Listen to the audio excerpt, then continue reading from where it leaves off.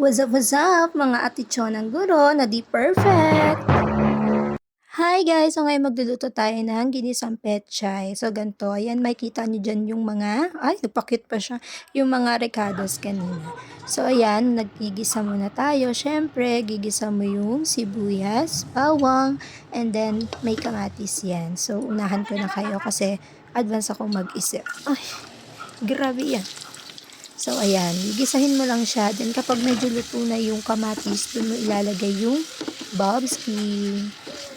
And then, yan, gisa-gisa lang. Then, ilagay mo na yung baboy. So, konting sahog lang talaga kailangan dito. Actually, ang bilis lang nito. Kung ang hanap po ay yung mabilis lang maluto, pwedeng mo tong lutuin. As in, masarap talaga siya. Never pa akong binigo ng pechay. May pechay yarn. Masarap tong pechay ko. Ay, pechay ko. Ayan, halu-haluin mo lang yan. And then, kapag hintayin mo lang siya yung maghalo-halo yung lasa niya. And then, medyo lutong-luto na yung kamatis. And then, maya-maya, may lalagay tayong secret ingredient. So, yan na pala yan. Suka. Ba't ilalagyan ng suka? Para in case na hindi natin siya maubos agad. So, kung halimbawa na parami yung luto ninyo, hindi siya agad-agad mapapanis. Yan talaga yung sikreto kahit kanino nyo itano. So, ayan, takpan na natin. And then, ayan, kapag na-absorb na lahat ng pinaglalagay natin, so, ilalagay na natin yung pechay. Mukha lang yan marami, mukha lang yan aapaw. Pero mamaya-maya, yan ay bababa na. Dahil pag naluto yan, konti lang talaga siya. Actually nga, naubos namin to talaga sa isang kainan lang talaga. 3 lang kaming kumain. So, ayan, hayaan mo lang siya. And then, after pala niyan, ilagay mo na yung mga pampalasa para hindi siya yung lutong-luto na mamaya. Hindi na talaga labsak yung gulay. So, lagyan mo lang ng pampalasa.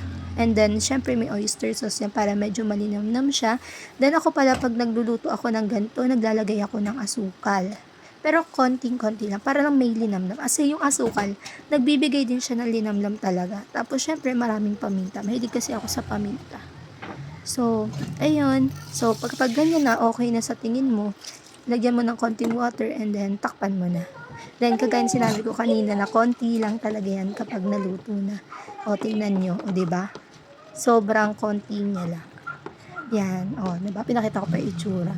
So, ganyan lang. Halu-haluin nyo lang siya hanggang sa makita nyo na yung tamang luto ba. Tapos lalagyan nyo ng itlog. Yung iba hindi naglalagay ng itlog. Pero kasi kami, naglalagay kami ng itlog. Ewan ko lang kung bakit.